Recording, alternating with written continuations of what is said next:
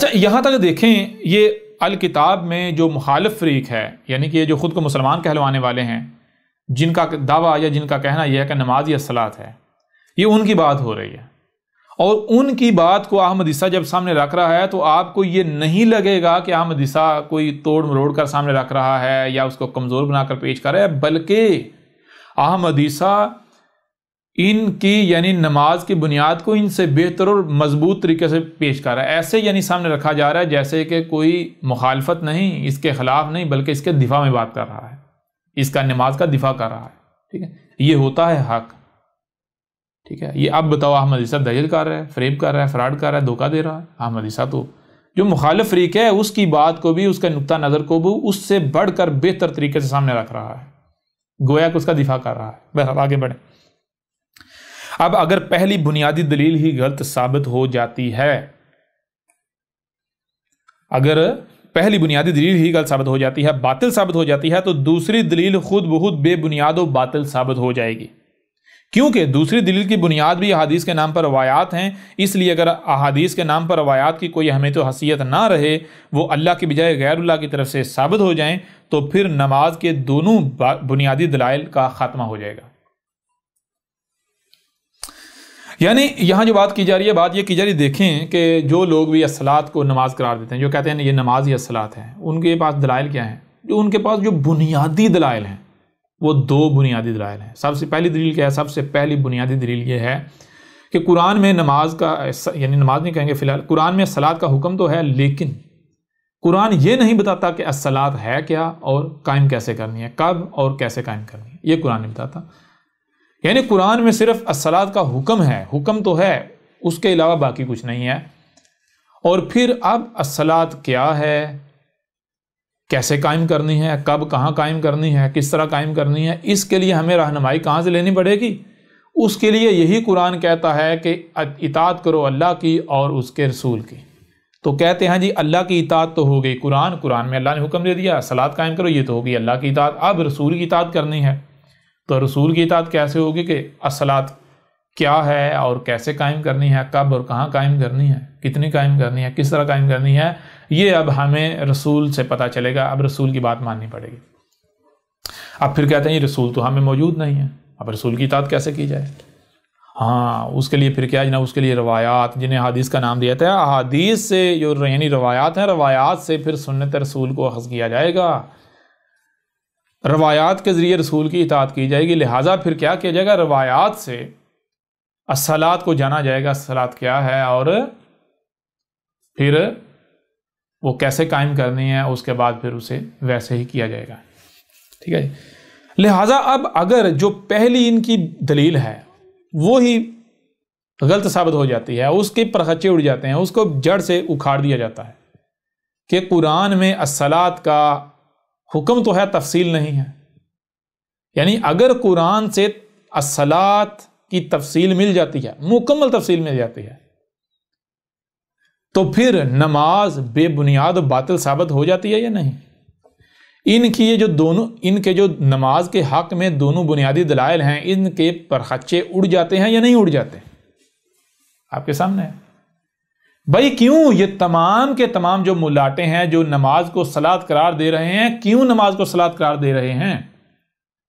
سب سے پہلی جو بنیادی دلیل ہے، ان کی جو بنیاد ہے، بنیاد یہ ہے، ان کا کہنا یہ ہے کہ بھائی قرآن میں الصلاۃ کا حکم تو ہے، قرآن یہ نہیں بتاتا کہ الصلاۃ ہے کیا، یعنی الصلاۃ کی تفصیلات نہیں بتاتا، الصلاۃ کے بارے میں مزید کوئی رہنمائی نہیں کرتا، اس پر قرآن خاموش ہے، ٹھیک ہے جی۔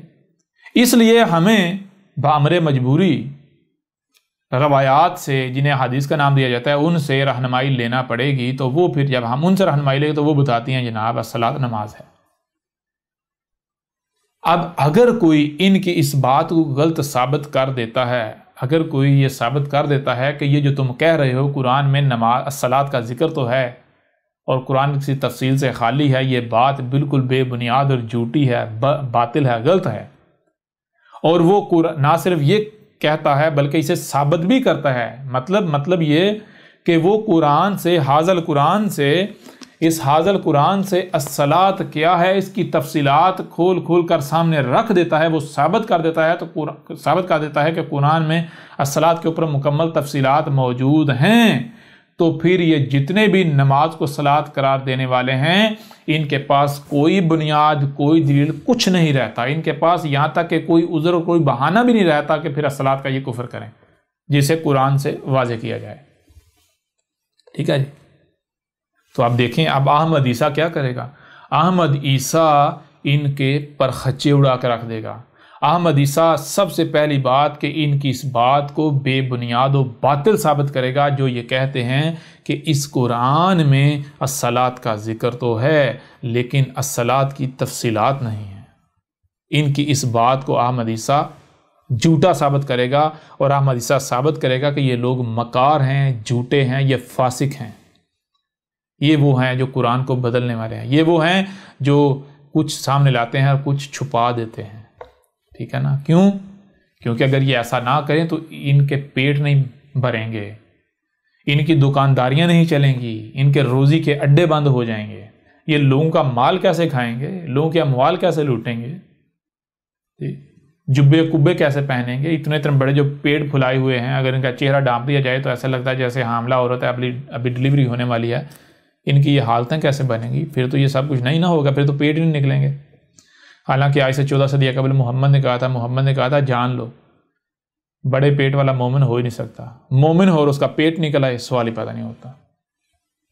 اور یہ بہت گہری بات ہے، یہ وہی سمجھ سکتا ہے جو مومن ہے، کیونکہ مومن کو پتہ ہے اس کے لیے کھانے کو اس دنیا میں کچھ نہیں بچا ہے، کھانا ہے تو کیا کھانا ہے۔ مومن کا مطلب ہے وہ شخص جو اگر ایک رائی برابر حرکت بھی کرتا ہے، اف بھی کرتا ہے، تو وہ ویسے ہی کرتا ہے جیسے اس کے رب نے اسے کہا ہے، رب کی ہدایات کے مطابق۔ یعنی کوئی بھی عمل کرتا ہے تو سب سے پہلے اس کے بارے میں مکمل جانتا ہے، مکمل علم حاصل کرتا ہے کہ کیا یہ میرے رب کا حکم ہے؟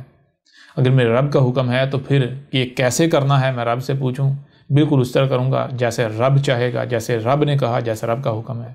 اس کے بعد یہ مر گیا۔ اس طرح مومن اگر کھانا ہے تو سب سے پہلے مومن یہ جانے گا کہ میں نے کھانا کیا ہے، میرے مالک نے، میرے خالق نے میرے لیے کیا کھانا الاؤ کیا، حلال الاؤ اجازت دی کیا کھانے کی۔ تو جب وہ اس کے پیچھے یعنی کہ اس کے بارے میں علم حاصل کرے گا، جانے گا، تو پتہ چلے گا میرا رب طیب اور طیب سے ہو کرتا ہے، طیب کی طرف کھینچتا ہے، طیب کو اپنے ساتھ جوڑتا ہے۔ تو میرے رب نے طیب کھانے کی اجازت دی ہے، طیب کہا ہے وہ کھانا ہے۔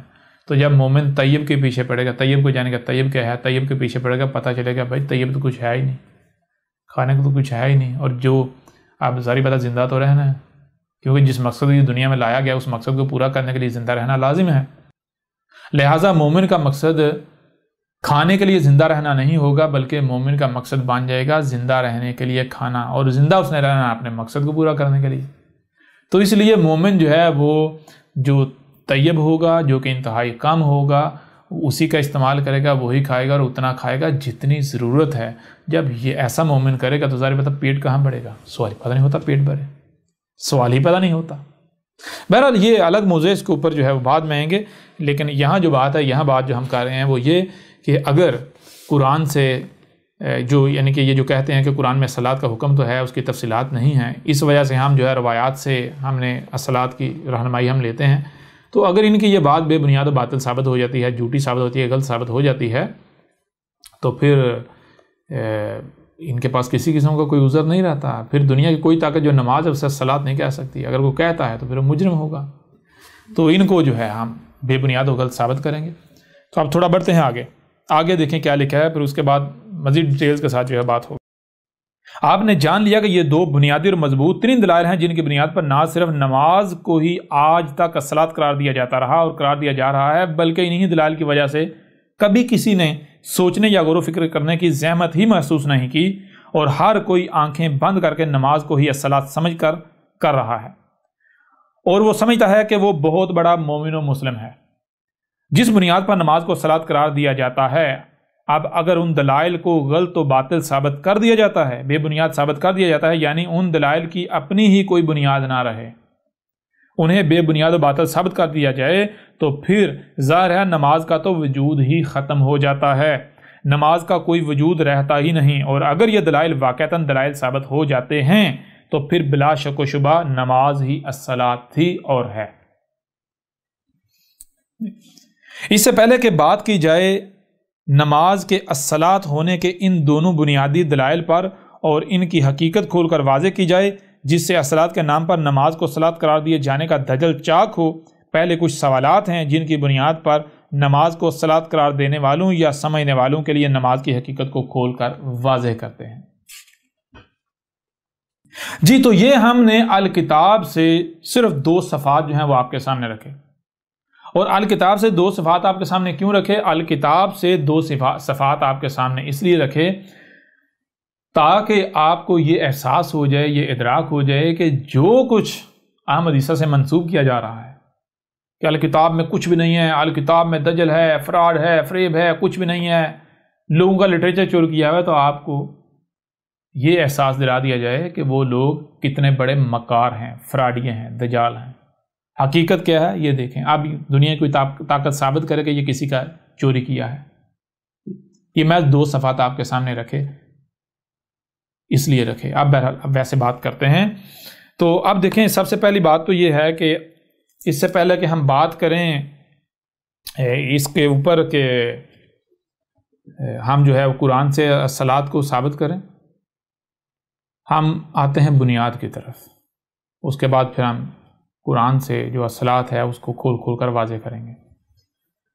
تو بنیاد کیا ہے؟ مثال کے طور پر اگر کوئی بھی سوال کیا جاتا ہے تو سب سے پہلے یہ دیکھا جاتا ہے کہ وہ جو سوال ہے یا کوئی بھی موضوع ہے، کسی موضوع پر آپ نے بات کرنی ہے تو سب سے پہلے یہ دیکھنا ہے کہ وہ بنیاد کی اہمیت رکھتا ہے، دیواروں کی اہمیت و حیثیت رکھتا ہے، یا پھر چھت کی اہمیت و حیثیت رکھتا ہے۔ اگر تو آپ کا سوال، آپ کا موضوع یا جو آپ بات کرنے جا رہے ہیں وہ بنیاد کی اہمیت و حیثیت رکھتی ہے تو پھر تو بالکل ٹھیک ہے، بات شروع کی جائے گی۔ لیکن اگر وہ اہمیت و حیثیت رکھتی ہے دیواروں کی یا چھت کی تو پھر پہلے یہ دیکھا جائے گا کہ کیا بنیاد موجود ہے۔ اگر بنیاد موجود نہیں تو پہلے دیواریں یا چھت ڈالنے کے بجائے، دیواریں اور چھت کی تعمیر کی بجائے پہلے بنیاد رکھی جائے گی، بنیاد تعمیر کی جائے گی۔ اور اس سے بھی پہلے یہ دیکھا جائے گا کہ اگر ہم کوئی عمارت تعمیر کرتے ہیں، کوئی عمارت جو ہے وہ ہم تعمیر کرنے جا رہے ہیں، تو کہیں پہلے وہاں پر پرانی عمارت تو نہیں کھڑی ہوئی، یا وہاں پر کوئی ملبہ، کوئی میٹیریل، کچھ کباڑ تو نہیں پڑا ہوا۔ کیوں؟ کیونکہ اگر ہم نے ایک عمارت جو ہے وہ عمارت تعمیر کرنی ہے تو اس کے لیے سب سے پہلے جہاں پر عمارت تعمیر کرنی ہے وہ جگہ جو ہے ہموار ہونا، بنیاد رکھنے کے قابل ہونے چاہیے۔ تو دیکھنا ہے کہ کہیں ایسا تو نہیں کہ پہلے وہاں پہلے سے کوئی پرانی عمارت کھڑی ہے۔ اگر پرانی عمارت کھڑی ہے تو اس عمارت کو ڈھایا جائے گا، اس کو توڑا جائے گا، اس کا نام و نشان مٹایا جائے گا، وہاں سے جو ملبہ ہے، جو میٹیریل ہے، جو کباڑ ہے، اسے وہاں سے ہٹا کر گراؤنڈ کو بالکل صاف ستھرا ہموار کیا جائے گا تاکہ نئی عمارت کی بنیاد رکھی جا سکے۔ یوں جب پہلی والی عمارت جو ہے اسے گرایا جائے گا، ڈھا دیا جائے گا، اور نئی عمارت جو ہے وہ تعمیر کی جائے گی تو ایک بہترین اور پختہ اور زبردست قسم کی عمارت جو ہے وہ تعمیر ہوگی۔ لیکن اگر آپ مثال کے طور پر جہاں یعنی کہ آپ عمارت جو ہے وہ تعمیر کرنے جا رہے ہیں، وہاں آپ دیکھتے ہیں کہ پہلے سے کہ عمارت کھڑی ہے، تو وہاں ظاہری بات ہے جب پہلے سے کہ عمارت کھڑی ہے اور اسے آپ توڑنے کے بجائے آپ نئی عمارت جو ہے وہ تعمیر کرنے کی کوشش شروع کریں گے تو نئی عمارت کیسے تعمیر ہوگی؟ وہ تو پرانی عمارت جو ہے وہ کہاں کرنے دے گی۔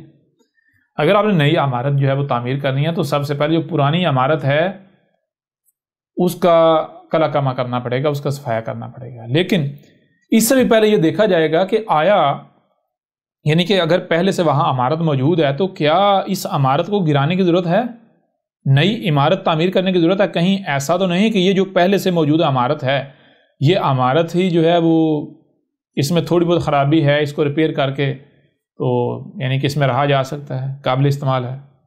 اگر تو پہلے والی عمارت جو ہے وہ تھوڑی بہت اس میں ریپیئرنگ کی ضرورت ہے اور وہ کر کے قابل استعمال ہو سکتی ہے تو پھر تو ٹھیک ہے، اسے ریپیئر کیا جائے گا۔ لیکن اگر وہ پہلے والی عمارت جو ہے اتنی پرانی اور اتنی بوسیدہ ہو چکی ہوئی ہے کہ اب وہ یعنی کہ ہر طرف سے ڈھہ رہی ہے، اینٹیں گر رہی ہیں، تو پھر کیا کیا جائے گا؟ پھر یہ کیا جائے گا کہ اس کو مرمت نہیں کیا جائے گا، اس کی جو ہے وہ مرمت کے بارے میں نہیں سوچا جائے گا، بلکہ اس کو مکمل طور پر وہاں سے ہٹایا جائے گا اور اس کی جگہ پر سرے سے نئی عمارت جو ہے وہ کھڑی کی جائے گی۔ اور اگر بالفرض آپ کو لگتا ہے کہ جو پہلی والی عمارت ہے اس میں بہت سارا میٹیریل ایسا ہے، بہت سارا مواد ایسا ہے کہ جو بھی قابل استعمال ہے، جسے کام میں لایا جا سکتا ہے، تو پھر بھی کیا کیا جائے گا؟ ایسا نہیں کیا جائے گا کہ وہ عمارت جو وہ کھڑی رہے، اس میں جو خراب چیزیں ہیں، خراب حصے ہیں، وہ نکال کر نئے ڈالنے کی کوشش کی جائے، نہیں، بلکہ وہ پوری کی پوری عمارت جو ہے اسے گرا کر وہاں سے سارا ملبہ سائڈ پر رکھا جائے گا، اور جب نئی عمارت تعمیر کی جائے تو ساتھ ساتھ جو ہے وہ دیکھتے جائیں گے کہ وہ جو پرانی عمارت کا ملبہ ہے اس میں سے کوئی کام کی شے ہے، تو اگر کوئی کام کی شے ہے تو اس کو ساتھ ساتھ آپ وقتاً فوقتاً جہاں جہاں استعمال ہوتی ہے استعمال کرتے جائیں گے۔ یوں کیا ہوگا؟ یہ ہوگا کہ نہ صرف نئی عمارت جو ہے ایک مضبوط بہترین عمارت وجود میں آ جائے گی، بلکہ جو پرانی عمارت کے اندر جو تھوڑا بہت یا کچھ اشیاء ایسی تھی، جو مواد میٹیریل ایسا تھا جو قابل استعمال تھا، وہ بھی استعمال ہو جائے گا، پیچھے سارے کا سارا جو ہے وہ کچرا رہ جائے گا، ویسٹ رہ جائے گا، اسے پھر آپ ضائع کر دیں گے۔ اب دیکھیں، اس وقت جو ہم عمارت جو ہے وہ تعمیر کرنے جا رہے ہیں، یہ عمارت ہے الصلاۃ، ٹھیک ہے۔ اب سب سے پہلے ہم نے یہ دیکھنا ہے کہ الصلاۃ کے نام پر کیا پہلے سے کوئی عمارت جو ہے وہ موجود ہے؟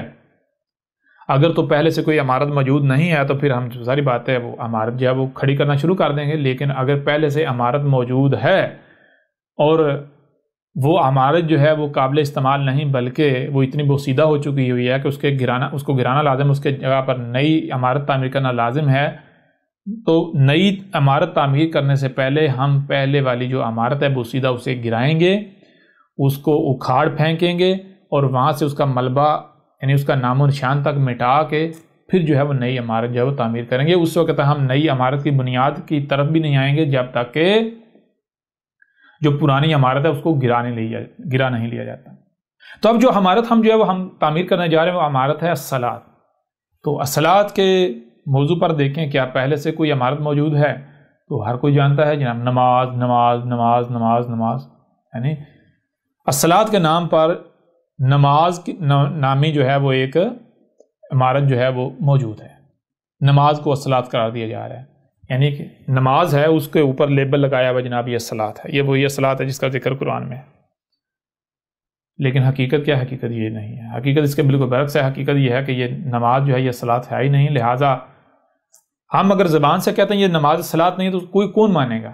جو کر رہے ہیں ظاہری بات ہے وہ بھی کسی نہ کسی بنیاد پر ہی کر رہے ہیں، کسی نہ کسی وجہ سے کر رہے ہیں، تو اس لیے ہمارے اوپر لازم ہے کہ ہم پہلے ان کی اس عمارت جو ہے پرانی والی عمارت کو اس کو گرائیں، وہاں سے ہٹائیں۔ کیسے؟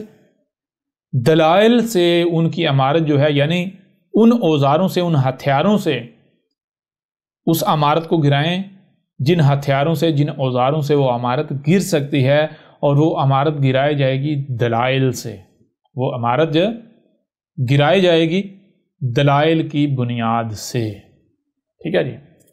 تو اب بھائی سب سے پہلا سوال ہم وہ جو آپ کی نماز ہے اس کے اوپر اٹھاتے ہیں، یعنی ہم وہ جو عمارت ہے نماز نامی اس کو ہم نے اب گرانا ہے، ختم کرنا ہے، کلعدم کرنا ہے، اس کا نام و نشان مٹانا ہے۔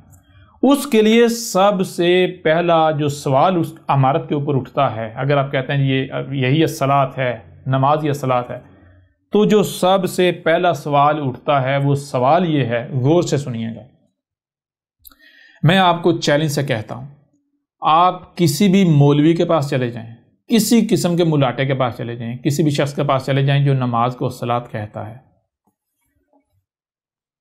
ایک طرف جسے اذان کہتے ہیں اذان ہو رہی ہو، اور دوسری طرف آپ کے ساتھ کوئی ہندو ہو، کوئی عیسائی ہو، کوئی سکھ ہو، تو آپ کسی ملاٹے سے پوچھیں کہ مولوی صاحب، حضرت جی، شیخ صاحب، ملاٹا جی، یہ میرے ساتھ ہندو ہے، سکھ ہے، عیسائی ہے، اذان ہو گئی ہے، نماز کا ٹائم ہو گیا، کیا میں اس کو بھی نماز کے لیے لے جا سکتا ہوں، نماز پڑھنے کے لیے؟ تو آگے سے کہتے ہیں استغفر اللہ استغفر اللہ، تو کیا مسلمان ہی ہے؟ تجھے اتنا نہیں پتا کہ نماز کا حکم تو صرف مسلمان کے لیے ہے؟ یہ تو کافر ہے۔ یعنی ملاٹوں کو تو چھوڑیں، کسی بھی مسلمان سے یہ پوچھ لیں، کسی بھی ایسے شخص سے جو نماز پڑھتا ہے اسے پوچھ لیں، بھائی نماز کا حکم کس کے لیے ہے؟ نماز کا حکم کس کے لیے ہے؟ نماز کا حکم کس کے لیے ہے؟ تو ہر مسلمان یہ کہے گا کہ نماز کا حکم مسلمان کے لیے ہے، نماز کا حکم صرف اور صرف مسلمان کے لیے ہے، نماز کا حکم صرف اور صرف مسلمان کے لیے ہے۔ اب ذرا غور کیجئے گا، یہ بات آپ کو نسل در نسل سکھائی گئی، بتائی گئی، کہی گئی، اور آپ بھی یہی کہہ رہے ہیں۔ اب اگر یہ نماز ہی الصلاۃ ہے تو قرآن میں بھی یہی ہونا چاہیے کہ جان لو الصلاۃ کا حکم صرف اور صرف کن کے لیے ہے؟ مسلمانوں کے لیے ہے۔ الصلاۃ کا حکم صرف اور صرف مسلمان کے لیے ہے، یہ ہونا چاہیے قرآن میں۔ اب میں آپ سے سوال کرتا ہوں، ذرا غور کریں، کیا جو فرعون اور آل فرعون تھے، فرعون کو چھوڑیں، جو آل فرعون تھے، وہ فرعون جو ہلاک ہوا تھا، کیا وہ مسلمان تھے؟ آل فرعون مسلمان تھے؟ فرعون کی افواج مسلمان تھیں؟ اور پیچھے چلیں جائیں، پیچھے سے پیچھے، قوم نوح مسلمان تھی؟ قوم عاد تھی جن کی طرف ہود کو بھیجا گیا؟ قوم سمود جن کی طرف صالح کو بھیجا گیا، کیا قوم سمود مسلمان تھی؟ مسلمان قوم تھی؟ کیا قوم ابراہیم مسلمان قوم تھی؟ قوم مدین جن کی طرف شعیب کو بھیجا گیا، قوم شعیب مسلمان قوم تھی؟ کیا قوم لوط مسلمان تھے؟ آل فرعون مسلمان تھے؟ اب کسی بھی مولوی سے پوچھ لیں، کسی بھی مسلمان سے پوچھ لیں، کیا وہ قومیں مسلمان تھی؟ تو ہر مولوی یہ کہے گا بھائی قرآن میں لکھا ہے وہ قومیں تو کافر تھی، مشرک تھی، رسولوں کا کفر و کذب کرنے والی تھی، اللہ کو ان کے اوپر غضب بھڑکا، اللہ نے ان کو ہلاک کر دیا۔ تو مومن کو، مسلم کو اللہ ہلاک تو نہیں کرتا؟ یعنی یہ خود مانتے ہیں کہ وہ آل فرعون ہوں یا گزشتہ جتنی ہلاک شدہ اقوام ہیں وہ کافر تھیں، وہ مسلمان نہیں تھیں، اور دوسری طرف کہتے ہیں جی نماز کا حکم کن کے لیے ہے؟ صرف مسلمان کے لیے۔ آپ اس قرآن کو اٹھا کر دیکھیں، قرآن کہہ رہا ہے ہم نے وہ جو گزشتہ ہلاک شدہ اقوام ہیں انہیں، وہ جو آل فرعون تھے، آل فرعون کو، نہ صرف آل فرعون کو بلکہ ان سے پہلے بھی جتنی اقوام ہلاک ہوئی، ہم نے ان اقوام کو صرف اور صرف یہی کہا تھا کہ الصلاۃ قائم کرو، انہوں نے الصلاۃ قائم نہ کی جس وجہ سے وہ ہلاک ہو گئے۔ آپ کہتے ہیں الصلاۃ یعنی کہ نماز جو ہے الصلاۃ ہے، اور نماز کا حکم جو ہے کسی صرف اور صرف مسلمان کو دیا جا سکتا ہے، کسی کافر کو نہیں دیا جا سکتا۔ اگر آپ کی اس لاجک کو مان لیا جائے، یا تو آپ جھوٹے ہیں، یا تو آپ جھوٹے ہیں، نہیں بھی نماز کا حکم اگر نماز یا صلاۃ ہے پھر ہر ایک کے لیے ہے، مسلمانوں کے لیے بھی ہے، کافروں کے لیے بھی ہے، ہر ایک کے لیے ہے۔ اور اگر آپ کہتے ہیں نہیں جی نماز کا حکم، ہم سچے ہیں، نماز کا حکم جو ہے وہ صرف مسلمانوں کے لیے ہے، کافروں کے لیے نہیں ہے، تو پھر اس کا مطلب ہے قرآن جھوٹا ہے۔ اور اگر قرآن جھوٹا نہیں ہے، قرآن سچا ہے، تو پھر کیا ہے؟ تو پھر ایک ہی چیز سامنے آتی ہے، وہ یہ کہ جسے آپ الصلاۃ کہہ رہے ہیں، یہ جو نماز ہے یہ الصلاۃ ہے ہی نہیں، یہ الصلاۃ ہے ہی نہیں۔ آپ کہتے ہیں کہ نماز یہ الصلاۃ ہے اور نماز کا حکم صرف صرف مسلمانوں کے لیے ہے۔ قرآن کہہ رہا ہے کہ الصلاۃ وہ ہے جس کا حکم ہر ایک کے لیے ہے، ہر ایک کے لیے۔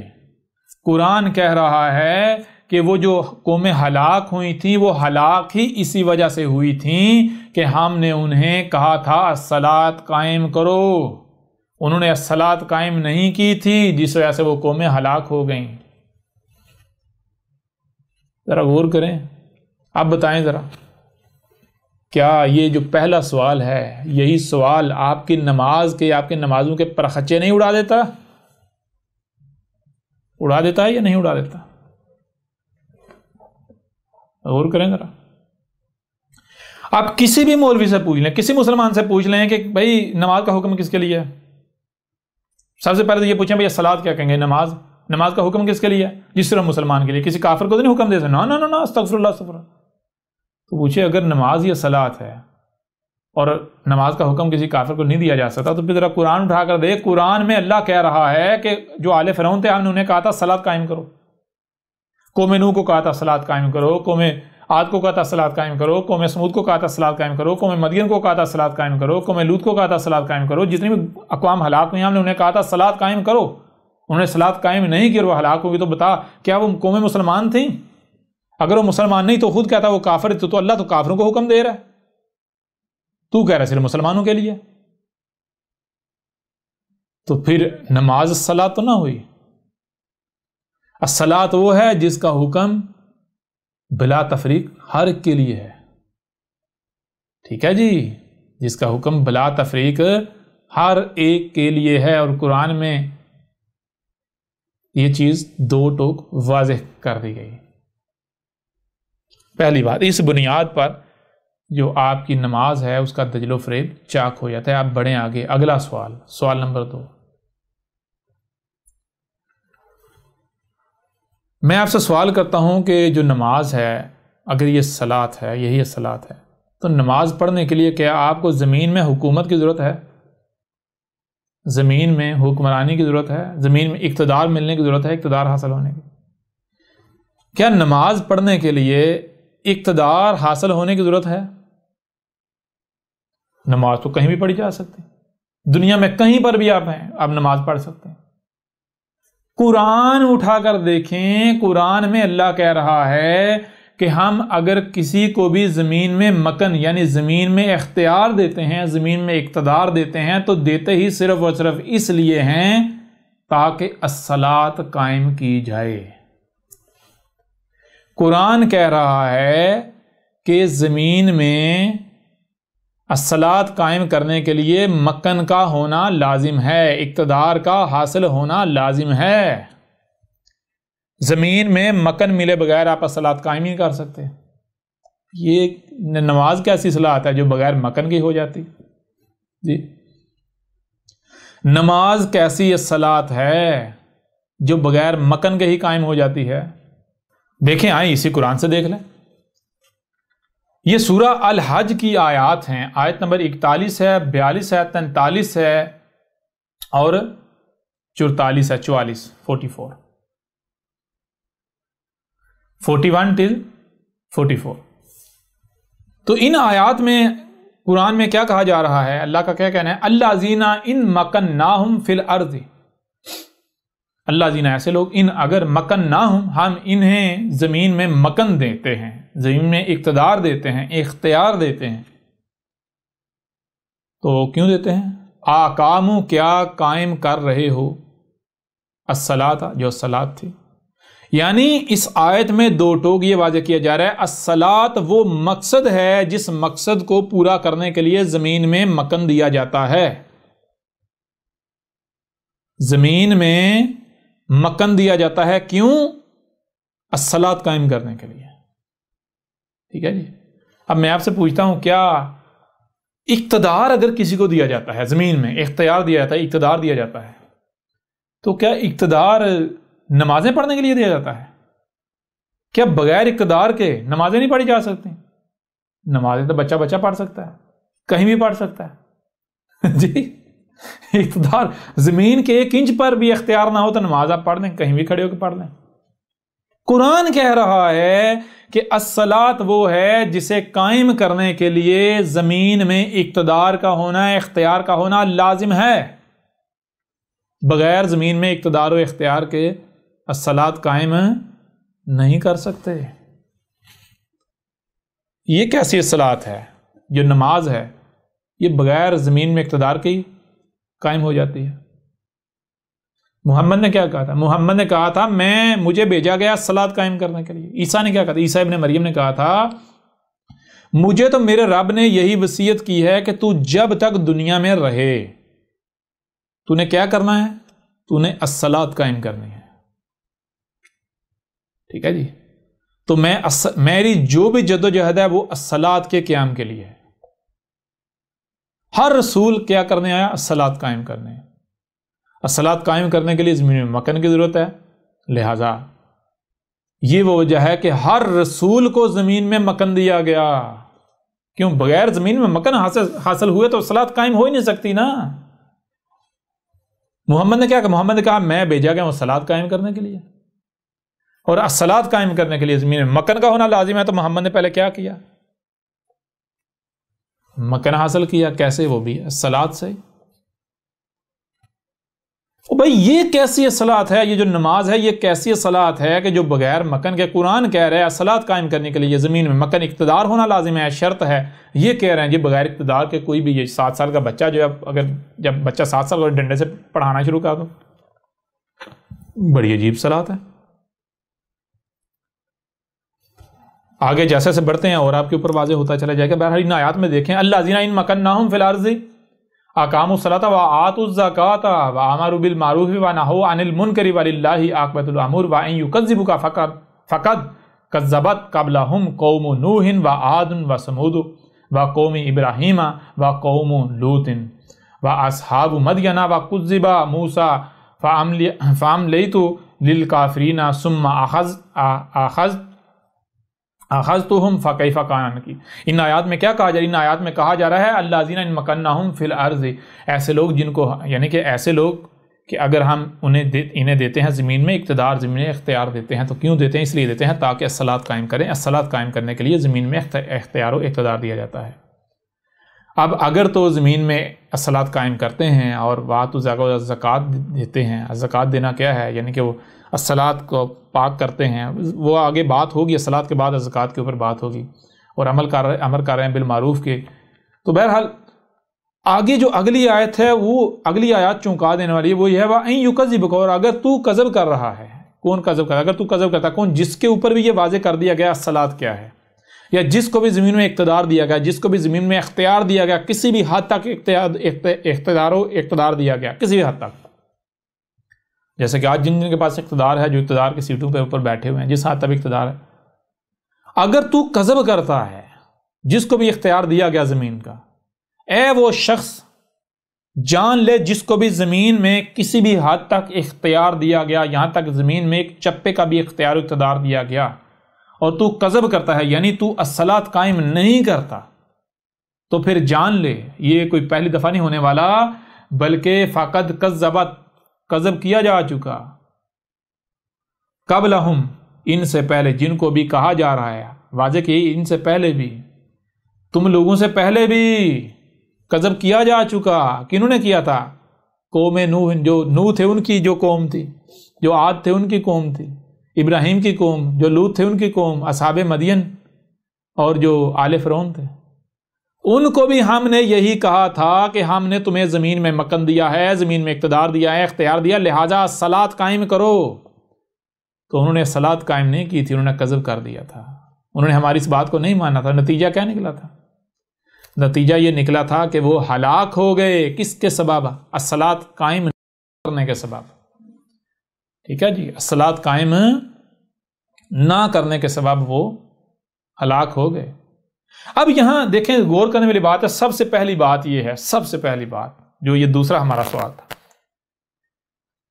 یہ کہتے ہیں جناب نماز یہ صلاۃ ہے، اور نماز جناب پڑھنے کے لیے کس شے کی ضرورت ہے؟ یہ کہتا ہے نماز پڑھنے کے لیے کسی شے کی ضرورت، صرف وضو کرو نماز کے لیے، کہیں بھی کھڑے ہو جاؤ، کہیں بھی ہو جاتی، کہیں بھی. قرآن کیا کہہ رہا ہے؟ قرآن کہہ رہا ہے الصلاۃ کا حکم تو قرآن ان کو دے رہا ہے جن کو زمین میں مکن دیا گیا، جن کو زمین میں اقتدار و اختیار دیا گیا. یہ ملاٹے، یہ مسلماٹے کیا کہتے ہیں؟ مسلماٹے کہتے ہیں، مسلمان پلس ان کے ملاٹے مسلماٹے کہتے ہیں کہ بھائی نماز کا حکم تو جیسے بچہ 7 سال کا ہو جائے ڈنڈے کے ساتھ اس کو نمازیں پڑھاؤ. قرآن کہہ رہا ہے کہ الصلاۃ کا حکم تو اس کے لیے ہے جس کو زمین میں اقتدار دیا جاتا ہے. بڑی عجیب بات ہے، یہ تو بالکل متضاد چیزیں ہیں، متضاد چیزیں ہیں. اب بتائیں ذرا، کیا نماز قرآن میں بیان کردہ صلاۃ پر پورا اتر رہی ہے؟ اب آپ کو پتہ، ساتھ ساتھ یہ بھی پتہ چلتا جائے گا کہ قرآن میں صلاۃ کا تفصیل کے ساتھ ذکر ہے. جیسے آگے بڑھیں گے ایک ایک چیز سامنے آئے گی، ان کو قذاب ثابت کریں گے ہم ہر لحاظ سے. یہ مسلمانوں کو، ان کو فراڈی ثابت کریں گے، دجال مکار ثابت کریں گے.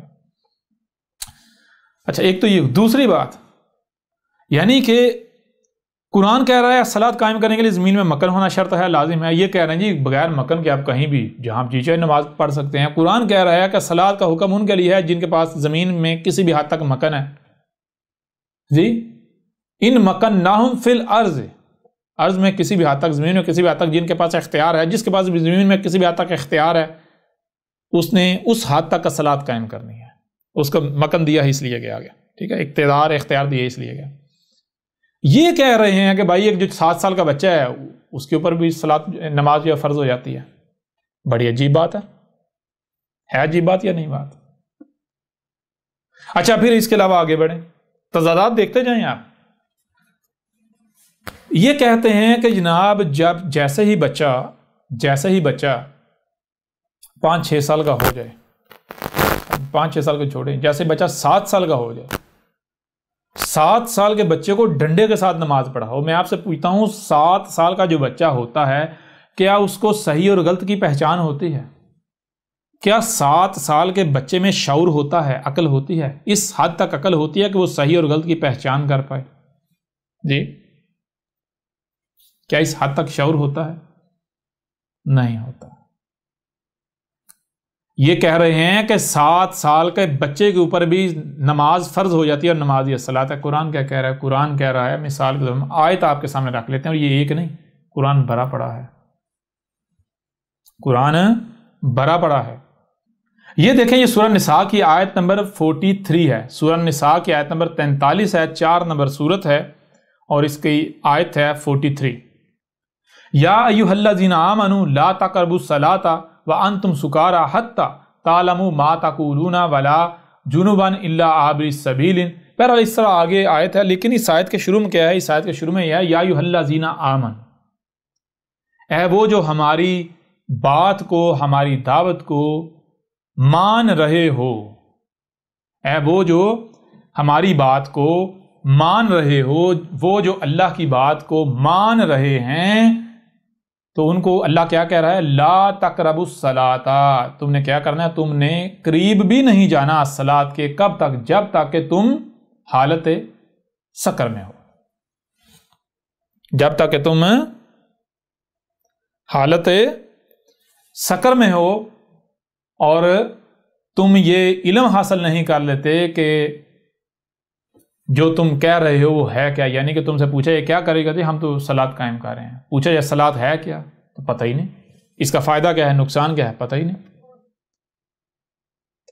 دوسرے مقام پر کہا کہ اس وقت تک صلاۃ کے قریب نہیں جانا جب تک کہ تمہیں اطمینان حاصل نہیں ہو جاتا. جب اطمینان حاصل ہو جائے تو اس وقت تک صلاۃ کے قریب جانا. اچھا یہ آیت بڑی یعنی کہ عجیب و غریب باتیں آپ کے سامنے رکھے گی. وہ پہلی بات تو یہ ہے کہ کہا جا رہا ہے کہ الصلاۃ کے اس وقت تک قریب ہی نہیں جانا جب تک کہ آپ حالت سکر میں. سکر کسے کہتے ہیں؟ سکر کہتے ہیں ایسی حالت کہ جب آپ کا کسی شے کے بارے میں کمپلیٹ علم نہیں ہوتا. اگر یعنی کہ آپ سے کسی شے کے بارے میں سوال کر لیا جائے تو آپ کے پاس جواب نہیں ہوگا، یا آپ کنفیوژن کا شکار ہو جائیں گے، یا آپ جو ہے وہ وہاں کرنا شروع کر دیں، آپ کو سمجھ نہیں بھائی جواب کیا دینا ہے. سکر کہتے ہیں ایسی حالت کو کہ جب کسی شے کے بارے میں آپ کے پاس، یا جو کام آپ کرنے جا رہے ہیں، جو کام آپ نے کرنا ہے اس کے بارے میں، یا جو بات آپ کرنے جا رہے ہیں، جو بات کر رہے ہیں اس کے بارے میں آپ کے پاس مکمل کمپلیٹ علم نہیں ہے. آپ کے پاس کمپلیٹ علم نہیں ہے، نامکمل علم ہے. اسے کہتے ہیں سکر. سکر نشے کو نہیں کہتے، ٹھیک ہے نا. سکر اس حالت کو کہتے ہیں. پھر یعنی کہا صرف اور صرف تب ہی الصلاۃ کے قریب جانا ہے جب تم جان لو کہ الصلاۃ ہے کیا، اسے قائم کرنا کیسے ہے، اس کے کرنے کا فائدہ کیا ہے، نہیں کریں گے تو نقصان کیا ہے. ٹھیک ہے جی. کیوں ایسا کیوں کہا؟ ایسا اس لیے کہا، پیچھے آپ نے جان لیا، بتایا کہ وہ جو قومیں ہلاک ہوئی تھیں وہ قومیں ہلاک ہی اسی وجہ سے ہوئی تھیں. ہم نے انہیں کہا تھا الصلاۃ قائم کرو، انہوں نے کذب کر دیا تھا. یہ نہیں کہا کہ انہوں نے الصلاۃ قائم نہیں کی، بلکہ کہا انہوں نے کذب کر دیا تھا. کذب کرنے کا مطلب کیا ہے؟ کذب کرنے کا مطلب یہ قرآن خود بتاتا ہے، کہتا ہے کہ وہ قومیں کہتی تھی ہم الصلاۃ قائم کر رہے ہیں، لیکن جب ان کے اوپر واضح کیا کہ عقل کہندو تم کسے الصلاۃ کہہ رہے ہو، انہوں نے کہا وہ ہم تو اسی الصلاۃ کہہ رہے ہیں جس پر ہم نے اپنے اباء و اجداد کو پایا. تو جب رسولوں نے آ کر واضح کیا، جب رب نے واضح کیا کہ جسے تم الصلاۃ کہہ رہے ہو یہ وہ صلاۃ نہیں ہے، جب واضح کیا صلات کیا ہے تو انہوں نے کہا نا ہم تیری نہیں مانیں گے، ہم تو اسی کو صلات کہیں گے جس پر ہم نے اپنے بڑوں کو پایا. لہٰذا جو الصلاۃ تھی اس کا انہوں نے کفر و کذب کہا دیا، انہوں نے وہ نہیں قائم کی. انہوں نے الصلاۃ کے نام پر جو الصلاۃ کی ضد تھی وہ کیا، اور وہ کیا ہے وہ آگے بڑھیں گے تو واضح ہو جائے گا. بہرحال یہاں جو چیز ہے، یہاں کہا جا رہا ہے اس وقت تک الصلاۃ کے قریب نہیں جانا جب تک کہ آپ کے پاس مکمل علم نہیں آ جاتا، آپ مطمئن نہیں ہو جاتے. ٹھیک. اب میں آپ سے پوچھتا ہوں، ایک 7 سال کا بچہ کیا وہ اتنا شعور رکھتا ہے کہ وہ صحیح اور غلط کا فیصلہ کر لے، وہ یہ جان لے صلاۃ ہے کیا؟ کیا ایک 7 سال کا بچہ الصلاۃ قائم کرنے کی صلاحیت رکھتا ہے، اہلیت رکھتا ہے؟ نماز کے لیے 7 سال ہونا شرط ہے، کم از کم 7 سال. جیسے 7 سال ہو جائے ڈنڈا کم از کم چھوڑیں، جیسے 7 سال کے بعد تو ڈنڈا، اس سے پہلے پیدائشی پیدا ہوتے ہی جیسے اس کو لگا دیں نماز پر، چھوٹے ہوتے ہی 3 سال 2-3 سال کے لگا لیں ساتھ، لیکن جب 7 سال ہو جائے تو ڈنڈا چلایا جائے گا. اور الصلاۃ کے لیے قرآن جسے الصلاۃ کہہ رہا ہے، قرآن کہہ رہا ہے کہ اس وقت تک الصلاۃ کے قریب نہیں جانا جب تک کہ تم مکمل جان نہیں لیتے، تمہارے پاس مکمل علم نہیں آ جاتا، سمجھ لیتے الصلاۃ ہے کیا، قائم کی جائے گی فائدہ کیا ہے، نہیں کی جائے گی نقصان کیا ہے. ٹھیک ہے. اور الصلاۃ ایسی چیز ہے کہ جس کو اگر آپ نہیں سمجھیں گے، بغیر سمجھے الصلاۃ کے نام پر کچھ کریں گے تو آسمان و زمین میں تباہیاں ہو جائیں گی، ہلاک ہو جائیں گے. یوں اس پہلو سے بھی نماز جو ہے وہ قرآن کی الصلاۃ ثابت نہیں ہوتی. اچھا دوسری بات اس آیت میں بہت مزیدار بات ہے، وہ کیا ہے؟ یا ایھا الذین آمنوا لا تقربوا الصلاۃ وانتم سکارى حتیٰ تعلموا. یہاں یہ کہا جا رہا ہے جو مومن ہیں، جو اللہ کی بات کو مان رہے ہیں، وہ الصلاۃ کے اس وقت تک قریب نہیں جاتے جب تک کہ وہ الصلاۃ کے بارے میں مکمل علم حاصل نہیں کر لیتے. جو مومن ہیں، جو اللہ کی مان رہے ہیں، اللہ کیا کہہ رہا ہے؟ اللہ کہہ رہا ہے اس وقت تک الصلاۃ کے قریب نہیں جانا جب تک اس کے بارے میں مکمل علم نہیں حاصل کر لیتے، تمہیں اطمینان حاصل نہ ہو جائے. اور جو اللہ کی نہیں مانتے، جو اللہ کی بات کو رد کرتے ہیں، ریجیکٹ کرتے ہیں، جو اپنے اماموں کی اللہ کے مقابلے پر اپنے ملاٹو کو رب جو بنائے ہوئے ہیں ان کی مانتے ہیں، وہ کیا کرتے ہیں؟ وہ کہتے ہیں نہیں، جیسے ہی آپ نے جناب آپ پیدا ہوئے ہو، آپ چلنا پھرنا شروع کیا تو آپ بچے کو نماز پر لگا دو. جب 7 سال کو ہوا بس نماز پڑھنی ہے، نہیں بھی آتی تو بس بسم اللہ بسم اللہ پڑھتا رہے، بس ایکشن کرتا رہے. او گدھے کے بچوں، او ملاٹو، رب کہہ رہا ہے جو میری بات، اللہ کہہ رہا ہے جو میری بات میں، یا ایھا الذین آمنو، اے وہ جو میری بات کو مان رہے ہو. آمنو کون ہے جو میری بات کو مان رہے ہیں؟ کون ہے جو میری بات کو مان رہے ہیں؟ لا تقربوا، جو نہیں قریب بھی جا رہے، الصلاۃ، جو الصلاۃ ہے اس کی، جو الصلاۃ کے قریب بھی نہیں جا رہے، وانتم سکارا، اس وقت تک جب تک کہ وہ حالت سکر میں ہے، وہ یہ نہیں جان لیتے کہ الصلاۃ ہے کیا، کیسے قائم کرنا ہے، کریں گے تو فائدہ کیا ہے، نہیں کریں گے تو نقصان کیا ہے. لہٰذا ظاہر بات ہے صلاۃ قائم کرنی ہے، اور کیسے کرنی ہے؟ ویسے کرنی ہے جیسے کہ قائم کرنے کا حق ہے، جس سے کوئی رائے برابر بھی خسارہ نہ ہو، نقصان نہ ہو، خرابی نہ ہو. ویسے قائم کرنی ہے جس طرح قائم کرنے سے جو مقصد صلاۃ قائم کرنے کا ہے وہ مقصد پورا ہو. قرآن یہ کہہ رہا ہے. ملاٹے کیا کہتا ہے؟ ملاٹے کہتا ہے نا، اگر تمہیں نہیں بھی آتی، نہیں بھی پتا صلاۃ کیا ہے، بس شروع ہو جاؤ، ایکشن دوسروں کو دیکھ کر نقل کر کے ایکشن کرنا شروع کر دو. اب بتاؤ ذرا، ہم نے تو تمہیں ثابت کر دیا، اے وہ جو خود کو مسلمان کہہ رہے تھے، تم تو اللہ کی بات کو نہیں مان رہے، تم تو کفر کر رہے ہو، اللہ کا کذب کر رہے ہو. تم کہتے ہیں ہم تو قرآن کی مانتے ہیں، تم قرآن کی ماننے والے ہو. آؤ ذرا میدان میں دیکھو یہاں کا کیا کہا جا رہا ہے. لہذا الصلاۃ کے لیے لازم ہے کہ پہلے جانا جائے الصلاۃ کیا ہے. اس وقت تک الصلاۃ کے قریب نہیں جانا جب تک کہ آپ کے پاس کمپلیٹ علم نہیں آ جاتا، آپ مکمل جان لیتے کہ الصلاۃ کیا ہے. اور نماز کے لیے کوئی ضروری نہیں ہے، نماز کے لیے صرف نقل کرنے کی ضرورت ہے. آپ کو بندر بننا ہے، آپ نے نماز کے لیے صرف بندر بننے کی ضرورت ہے. قرآن کہہ رہا ہے کہ الصلاۃ کے قریب بھی جن جانا اس وقت جب تم حالت سکر میں ہو. یہ کہتے ہیں جناب جو ہے وہ نماز کے لیے تو آپ ضروری نہیں ہے علم ہونا، آپ بس دوسروں کو دیکھ کر دگڑ شروع کر. نماز الصلاۃ ثابت ہوتی ہے، دنیا کی کوئی طاقت ثابت کر کے دکھا دے. آجے ذرا میدان میں. بڑھتے جائیں، ابھی تو یہ چند سوالات ہیں، آگے بڑھتے جائیں. پھر اب آگے بڑھیں. اگلا سوال کیا؟ اگلا سوال یہ ہے، دیکھیں یہ سورہ العنکبوت کی آیت نمبر 45 ہے.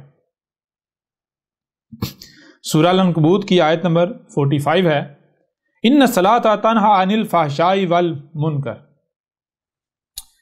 ان، اس میں کوئی شک نہیں، کوئی دو رائے نہیں ہے. یا الصلاۃ، جو الصلاۃ تھی، الصلاۃ کیا کرتی ہے؟ تنہا، نہیں کرنا. کسے نہیں کہتے ہیں؟ کہ پکڑ کر الگ کر دینا، چھانٹی کر دینا. جیسے جو بٹی ہوتی ہے اس میں جب لوہا ڈالا جاتا ہے تو جو بٹی کیا کرتی ہے؟ بٹی خالص لوہا الگ کر دیتی ہے اور اس کے اندر سے میل کچیل نکال دیتی ہے. تنہا، نہا کسے کہتے ہیں؟ تنہا آسان ترین معنی یہ ہے کہ کسی شے کے اندر اگر کوئی ملاوٹ ہے تو اس ملاوٹ کو اس کے انگ انگ سے نکال دینا، نکال کے پھینک دینا. ان الصلاۃ تنہی عن الفحشاء والمنکر. اس میں کچھ شک نہیں. جو الصلاۃ تھی، الصلاۃ کی پہچان کیا ہے؟ الصلاۃ وہ تھی، الصلاۃ کی پہچان یہ ہے کہ الصلاۃ کیا کرتی ہے؟ الصلاۃ جو فحشاء ہیں، جو فحشاء اور منکرات ہیں، یعنی وہ کام جن کو نہیں کرنا، جن کے کرنے سے نقصان ہوگا، ان کاموں سے، ان اشیاء سے جن سے بھی نقصان پہنچ سکتا ہے وہ، یا جو فواحش ہیں، ان کو نکال دیتی ہے. ایسے نکال دیتی ہے جیسے بٹی لوہے کے اندر سے اس کا خبث، اس کا گند نکال دیتی ہے، ویسٹ نکال دیتی ہے. ایسے الصلاۃ جو ہے وہ فحشاء کو اور منکرات کو معاشرے سے، سوسائٹی سے یا کسی بھی فرد کے اندر سے نکال دیتی ہے. جہاں الصلاۃ قائم کی جائے، جو الصلاۃ قائم کرنے والا ہو، جو الصلاۃ قائم کر رہا ہو، جہاں الصلاۃ قائم کی جائے وہاں فواحش نہیں ہو سکتے، وہاں منکرات نہیں ہو سکتی، وہاں کوئی ایک رائی برابر بھی ایسی شے نہیں ٹھہر سکتی کہ جو انسانیت کے آسمان و زمین میں کسی کے لیے بھی نقصان دہ ہو. ٹھیک ہے بھائی، ہم نماز کو صلاۃ ماننے کے لیے تیار ہیں. بتاؤ کتنی نمازیں پڑھیں کہ اتنی نمازیں پڑھنے کے بعد بندے کے اندر سے فحاشی نکل جائے. جہاں جس معاشرے میں نماز پڑھی جائے، نمازیں پڑھی جائیں، وہ معاشرہ جہاں فحاشی سے، منکرات سے پاک ہو جائے، ملاوٹ سے پاک ہو جائے. بتاؤ ذرا، بتا دیں ذرا. کیا میں آپ سے سوال کرتا ہوں، کیا پوری کی پوری دنیا اگر نمازیں پڑھنا شروع کر دے، کیا اس سے فحاشی ختم ہو جائے گی؟ منکرات ختم ہو جائیں گی؟ سوال ہی پتہ نہیں ہوتا. او بھائی، فحاشی تو تب ختم ہوگی جب آپ پہلے یہ جانیں فحاشی ہوتی کیا اور فحاشی آتی کیسے ہے، فحاشی کی وجوہات کیا ہیں، کازز کیا ہیں. ٹھیک ہے نا؟ ان کازز کو آئیڈینٹیفائی کر کے ان کو ختم کیا جائے گا، ان کے اوپر ورک کیا جائے گا، تب فحاشی ختم ہوگی. منکرات جو ہیں، ان کے جو کازز ہیں، وجوہات ہیں، ان کو آئیڈینٹیفائی کر کے، ان کو پہچان، ان کو جان کر ان کو ختم کیا جائے گا، جڑ کو کاٹا جائے گا. ٹھیک ہے؟ اب بتائیں ذرا، نمازیں ایسا کرتی ہیں؟ آج مجھے دنیا میں کوئی ایک نمازی ایسا دکھا دیں کہ جو نمازی بھی ہو اور ملاوٹ بھی نہ کرتا ہو، جس کے اندر فحاشی بھی نہ ہو. جی دکھا دیں. سب سے بڑے فحاش اور ملاوٹ کرنے والے تو یہ داڑھیوں والے ہیں، یہ نمازیں پڑھنے والے ہیں.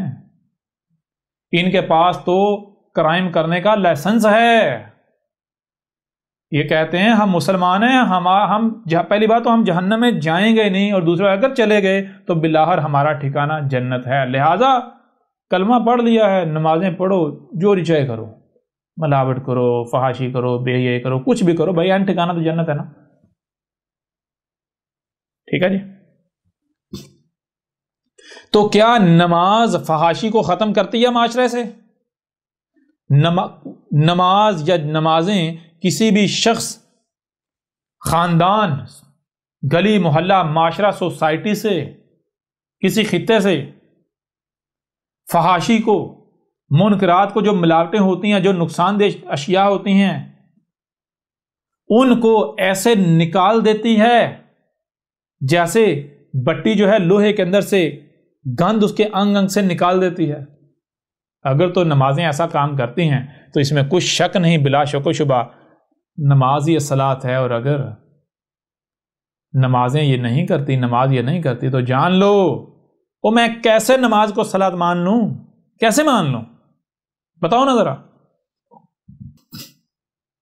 اس لیے بار بار کہا جا رہا ہے کہ یہ الکتاب پڑھو گے تو تمہارے رونگٹے کھڑے ہو جائیں گے، تمہارے اوپر ہر چیز واضح ہو جائے گی، پھر تمہیں پتا چلے گا دجال کون ہے، کذاب کون ہے، فراڈ کون ہے، پھر تمہیں پتا چلے گا کہ تمہارا اصل میں تمہیں نصیحت کون کر رہا ہے، تمہارا ناصح کون ہے اور تمہارے دشمن کون ہیں، پھر تمہیں پتا چلے گا مجرمین کون ہیں، ٹھیک ہے نا، پھر تمہیں پتا چلے گا کہ تم کتنے بڑے دجل کا شکار ہو، یہ ملاٹے تمہارے ساتھ کیا کھیل کھیل رہے ہیں۔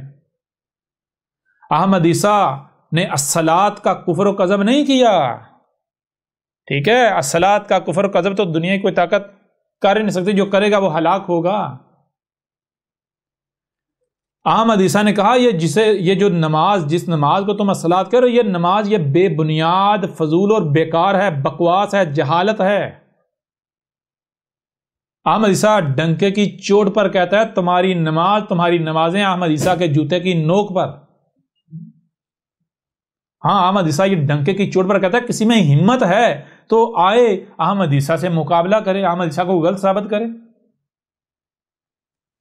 ہاں جان لو، جو حق ہے نا، حق دلیل سے بات کرتا ہے، باطل کیونکہ اس کے بعد دلیل نہیں ہوتی، وہ کیا کرتا ہے؟ گالیاں، بکواسات، باطل بات جو اختیار ہوتا ہے اس کا استعمال کرتا ہے، ٹھیک ہے؟ تو باطل وہی کرے گا جو اس کے پاس ہے،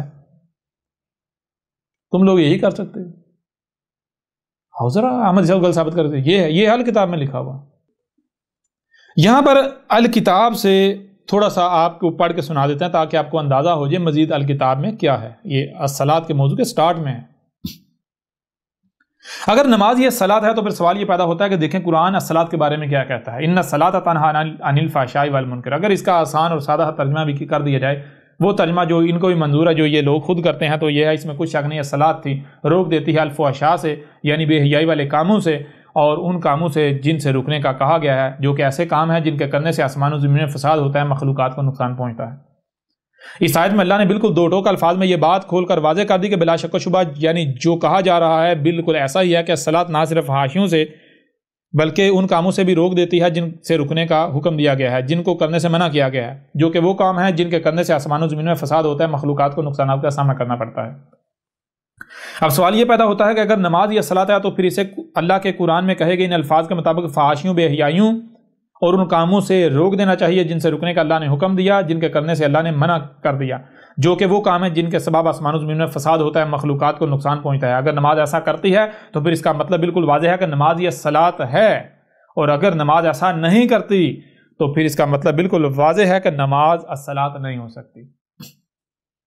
اور یہ بھی بات واضح ہے کہ قرآن میں اللہ نے یہ نہیں کہا کہ نماز پڑھنے والا بے حیائی برے کاموں سے رک جائے گا، بلکہ الصلاۃ روک دیتی ہے، الصلاۃ تنہا کر دیتی ہے فحوش اور منکر سے، یعنی جہاں بھی الصلاۃ قائم کی جائے گی تو وہاں اس معاشرے میں لوگوں کے ساتھ آپ کو الفحشاء اور منکر یعنی وہ کام ہوتے ہوئے نظر نہیں آئیں گے جن کو کرنے سے منع کیا گیا۔ جو لوگ نماز کو ہی قرآن میں حکم دی گئی الصلاۃ قرار دیتے ہیں اور سمجھتے ہیں، ان سے سوال ہے کہ بتائیں کتنی نمازیں پڑھنے سے انسان بے حیائی اور ان کاموں سے رک جائے گا جن سے اللہ نے منع کر دیا، جن کے کرنے کی اجازت نہیں دی گئی، جن سے اللہ نے روک دیا۔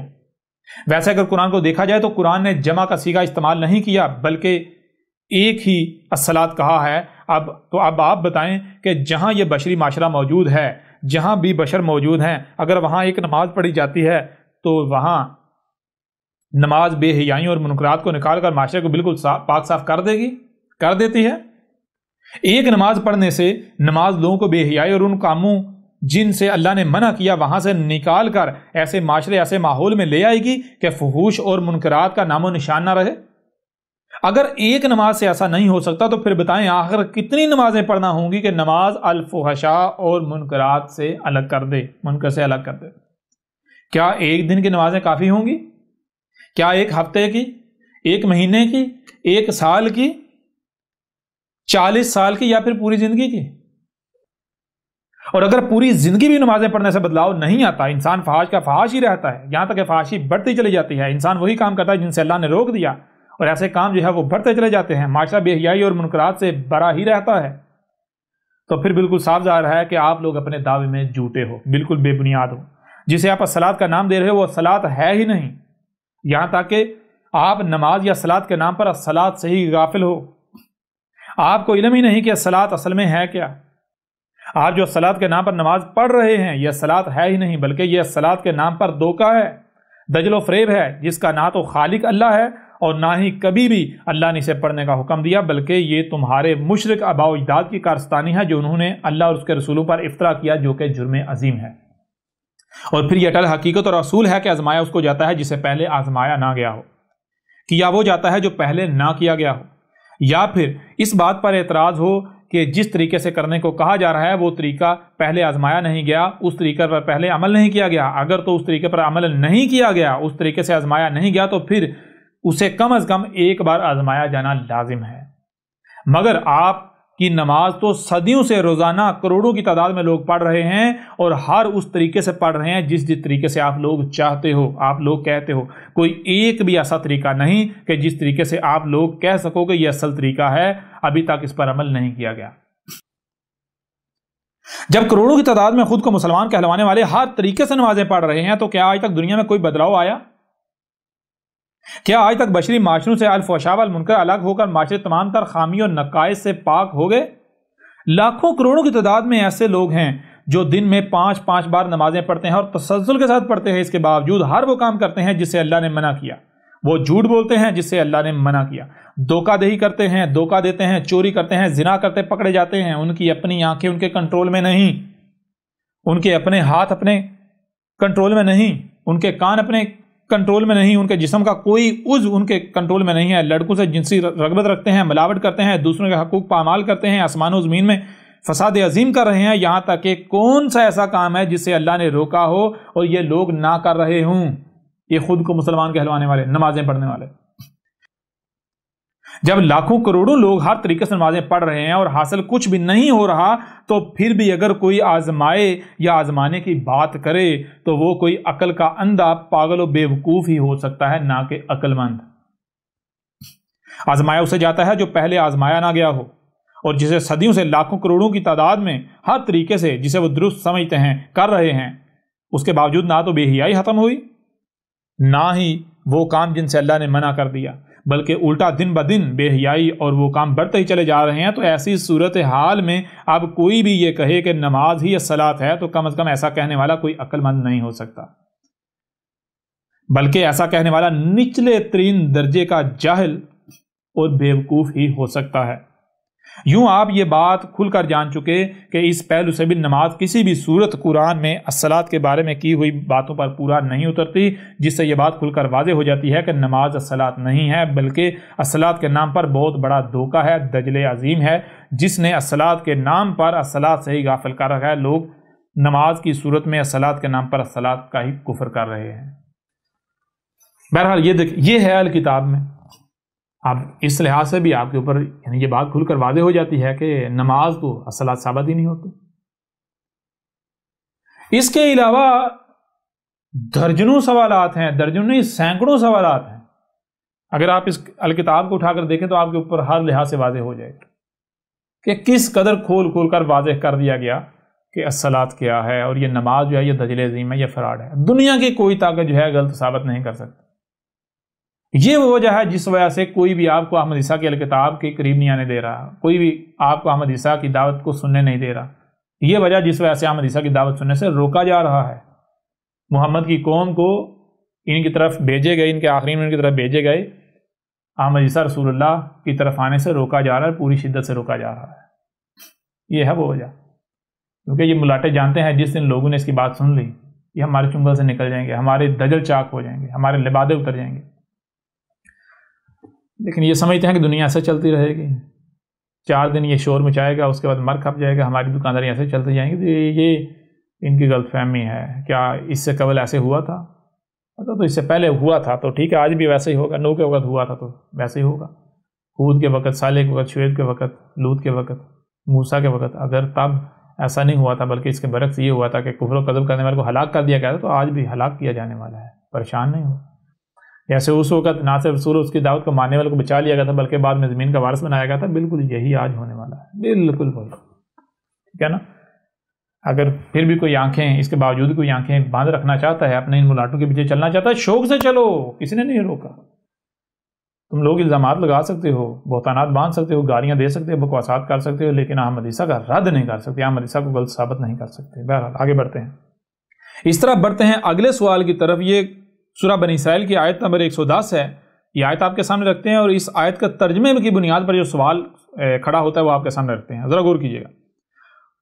وَلَا تَجْهَرْ بِصَلَاتِكَ وَلَا تُخَافِتْ بِهَا وَاتَّبِعْ بَيْنَ ذَلِكَ سَبِيلًا، یعنی یہ سورہ بنی اسرائیل کی آیت نمبر 110 ہے، اور اس کا ترجمہ یہ فتح محمد جلندری صاحب کر رہے ہیں۔ اور نماز نہ بلند آواز سے پڑھو اور نہ آہستہ، بلکہ اس کے بیچ کا طریقہ اختیار کرو۔ اس طرح احمد رضا خان بریلوی کا ترجمہ ہے، اور اپنی نماز نہ بہت آواز سے پڑھو نہ بالکل آہستہ، اور ان دونوں کے بیچ میں رستہ چاہو۔ اس طرح آگے ابو العلا مودودی ان کا ترجمہ ہے، وہ لکھتے ہیں، اور اپنی نماز نہ بہت بلند آواز سے پڑھو اور نہ بہت پست آواز سے، ان دونوں کے درمیان اوسط درجے کا لہجہ اختیار کرو۔ آپ کے سامنے یہ سورہ بنی اسرائیل کی آیت نمبر 110 ہے، آیت کھول کر آپ دیکھ سکتے ہیں، اس کے تراجم آپ خود دیکھ سکتے ہیں۔ اس آیت کے تراجم میں لکھا ہوا ہے جی اللہ کہہ رہا ہے کہ یہ جو نماز، جب تم نماز پڑھتے ہو تو نہ ہی تم بہت زیادہ اونچی آواز میں پڑھو، نہ ہی بالکل نیچی پست آواز میں پڑھو، بلکہ درمیان کا رستہ اختیار کرو، نہ ہی زیادہ اونچی آواز نہ ہی بالکل سلو آواز میں، ٹھیک ہے، بلکہ درمیان کا رستہ اختیار کرو۔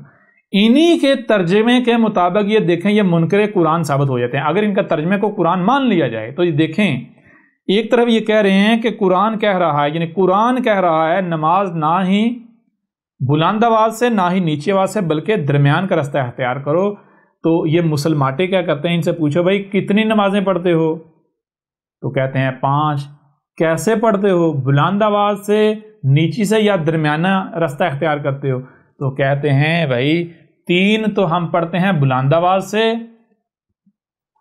اور 2 پڑھتے ہیں بالکل آہستہ آواز سے۔ یعنی قرآن کہہ رہا ہے بلند آواز سے نہ پڑھو، یہ بلند آواز سے پڑھ رہے ہیں۔ قرآن کہہ رہا ہے بالکل آہستہ آواز سے نہ پڑھو، یہ بالکل آہستہ آواز سے پڑھ رہے ہیں۔ قرآن کہہ رہا ہے درمیان کا رستہ اختیار کرو، یہ وہ رستہ اختیار ان کر رہے ہیں۔ یعنی جس سے قرآن منع کر رہا ہے وہ کر رہے ہیں، اور جو قرآن کرنے کا کہہ رہا ہے یہ وہ نہیں کر رہے، ہے نا عجیب بات؟ اے نمازیں پڑھنے والو، ذرا غور تو کرو، یہ کیا ہے، یہ کیا ہے جی؟ قرآن کہہ رہا ہے کہ یہ جو نمازیں تم پڑھتے ہو نہ ہی زیادہ بلند آواز میں نہ زیادہ نیچی آواز میں، باقاعدہ درمیان کے، تمہارے تراجم کے مطابق۔ یہ ہم یہ نہیں کہہ رہے اللہ کہہ رہا، رب کہہ رہا نا، تمہارے اپنے ہی تراجم کے مطابق، تمہارے اپنے دعوے کے مطابق قرآن کہہ رہا ہے اللہ کا حکم یہ ہے کہ جناب نہ بلند آواز نہ بالکل پست آواز، درمیان کی آواز میں نمازیں پڑھو۔ اور تمہارے بابے کہتے ہیں، تمہارے آبا و اجداد کہتے ہیں نہ بھائی نہ ہی، یعنی کہ درمیان کا رستہ اختیار نہیں کرنا، بلند آواز میں پڑھو، کچھ بلند میں پڑھو اور کچھ آہستہ میں پڑھو، درمیان کا رستہ اختیار نہیں کرنا۔ جو قرآن کہہ رہا ہے وہ بات نہیں ماننی، اس کے بالکل برعکس چلنا ہے۔ آپ بتاؤ ذرا، تم تو اپنے ہی تراجم کے مطابق منکر قرآن ثابت ہو جاتے ہو، وہ تمہارے تو اپنے تراجم کے مطابق تمہاری نمازیں، تمہاری نمازوں کا طریقہ وہ قرآن کے خلاف ثابت ہو جاتا ہے۔ اب کیا کرو گے، اب کہاں جاؤ گے جی؟ اتنا بڑا سوالیہ نشان اٹھا کے کھڑا کر دیا تمہاری نمازوں کے اوپر احمد عیسیٰ نے، پرخچے اڑا کے رکھ دیا۔ یوں تو تم اپنے تراجم کے مطابق اللہ کے منکر ہو گئے، اللہ کے حکم کا انکار کر رہے ہو جی، اللہ کی اطاعت و اتباع کرنے کے بجائے اللہ کا کفر و قذف کر رہے ہو، نافرمانی کر رہے ہو، کر رہے یا نہیں کر رہے؟ اپنی خواہشات کی اتباع کر رہے ہو۔ ایک طرف تمہارے بابے ہیں، تمہارے بڑے ہیں، تمہارے ملاٹے ہیں، وہ کہتے ہیں جی نماز کا یہ طریقہ ہے، دوسری طرف تمہارے اپنے تراجم کے مطابق تم خود اون کر رہے ہو، جی جناب ترجمے میں اللہ یہ کہہ رہا ہے، اللہ چلو مان لیا اللہ یہ طریقہ بتا رہا ہے، تم کس کا مان رہے ہو، کس کے اوپر ترجیح دے رہا ہے؟ جسے تم اللہ کی حکم اللہ کی بات کہہ رہے ہو اسے ترجیح دے رہے ہو، یا پھر اپنے بابوں ملاٹوں بڑوں کی بات جو ہے طریقے کو اس کو ترجیح دے رہے ہو؟ ذرا خود تو غور کرو، کیا کرو گے، کہاں جاؤ گے؟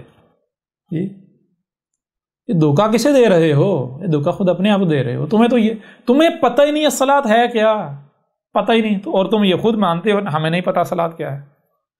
تم خود مانتے ہو، تم کہتے ہو ہم تو اسی کو الصلاۃ کہتے ہیں جس پر ہم نے اپنے آباء و اجداد کو، کیونکہ ہمارے بڑوں نے ہمارے آباء و اجداد نے اسے الصلاۃ کہا اس لیے ہم اسے ہی مان رہے ہیں۔ تمہیں تو خود نہیں پتا، کسی کو نہیں پتا الصلاۃ کیا ہے۔ یہ تو احمد عیسیٰ کھول کے واضح کر رہا ہے۔ یوں اس بنیاد پر یہ اب دیکھ لیں، پھر اس طرح مثال کے طور پر مزید آگے بڑھتے ہیں۔